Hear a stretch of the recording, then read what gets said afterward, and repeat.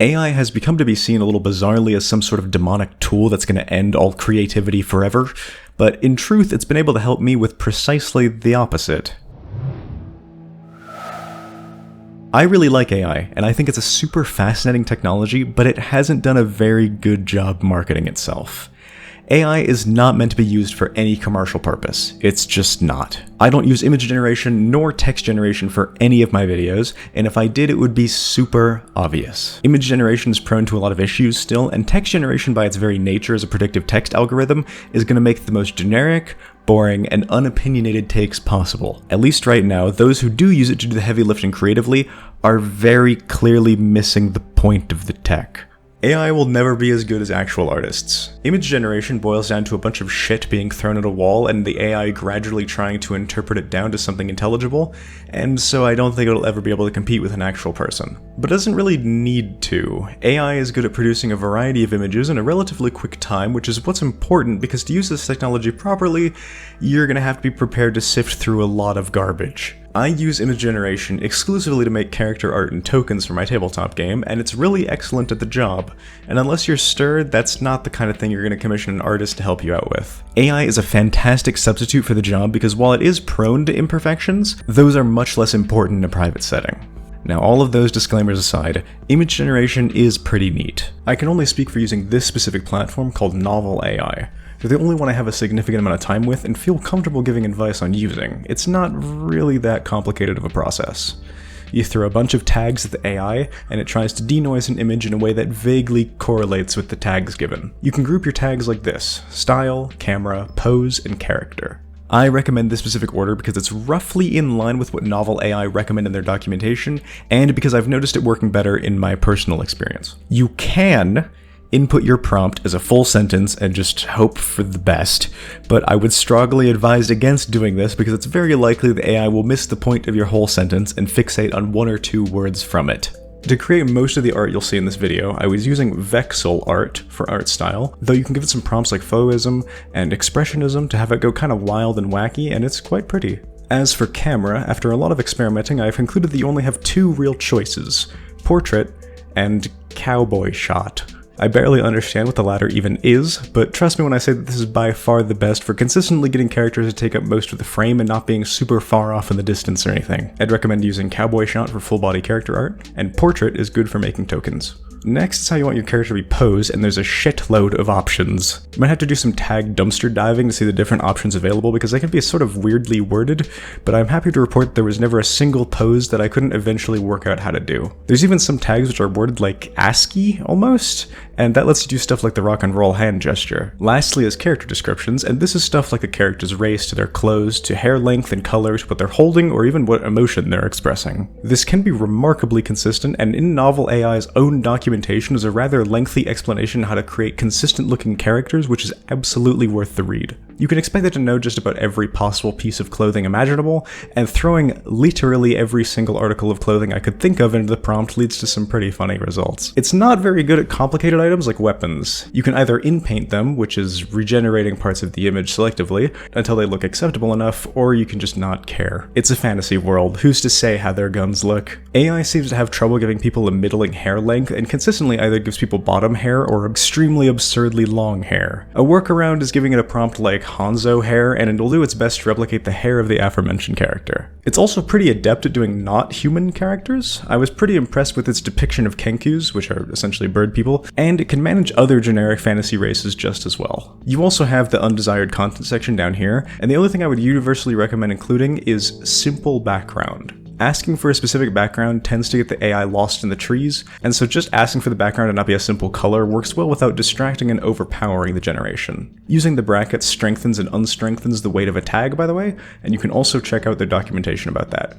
In general, all of Novel AI's documentation is really good. Even though something like Novel AI is pretty clearly aimed at making unsavory pictures of women, the model is trained on a whole lot more than anatomically incorrect people. The point of this video is to try to show that AI has a lot of uses, especially in regards regards to Tabletop. Editing character art is a big one. As characters go through developments and changes, you can actually use AI to reflect those changes without having to go hunt down different character art to use. I keep a huge, warehouse of AI art on my PC if a character comes up that I need art for. Everyone gets art, and I have yet to have trouble getting it to generate something that I wanted, from creatures to cowboys to crusaders. Most people's experience with AI will exclusively be seeing bad image generations by others in places where they really shouldn't be using it. AI image generation is an incredibly impressive technology, which is amazing when used for a specific case, wanting art that's good enough in a private setting. AI can also be kind of unhinged, which is surprisingly good for world building. It wasn't the plan to generate someone who looked entirely faceless, but people who look like this ended up becoming the focus of my current game. Like I said though, most of your time generating images will be sifting through a lot of crap.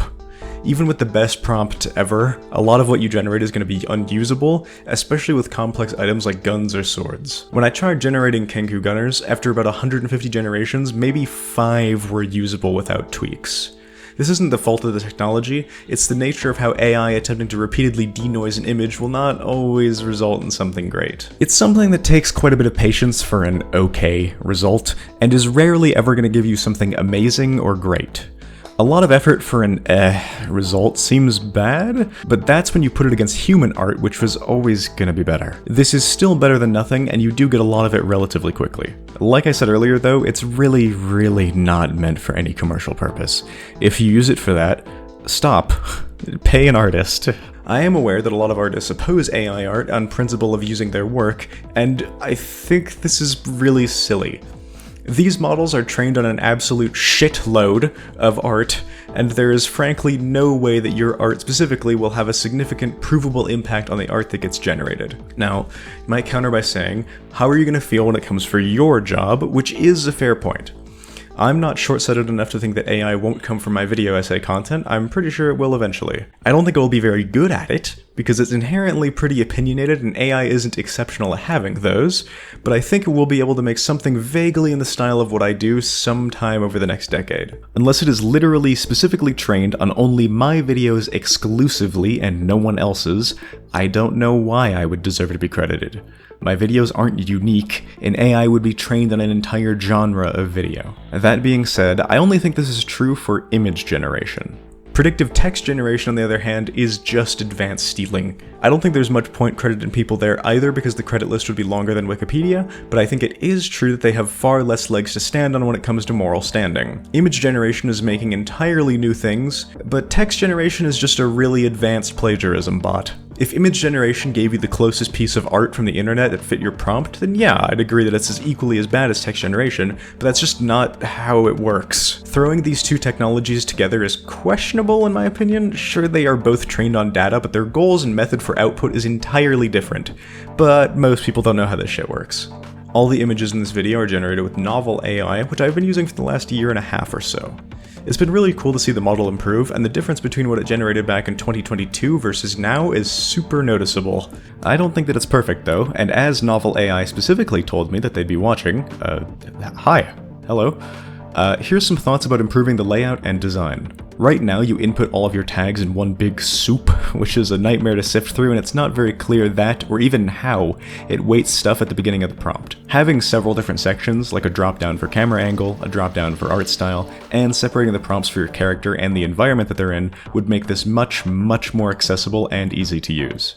Giving randomized buttons for each of these would be good too, both just for fun, and because I found myself consistently forgetting of all the different tags that I could include, because, well, there's a lot to remember. Now I have to acknowledge that in Novel AI's own FAQ, they state that they don't care about what you generate, which of course means that you can make, how do I phrase this to get past YouTube?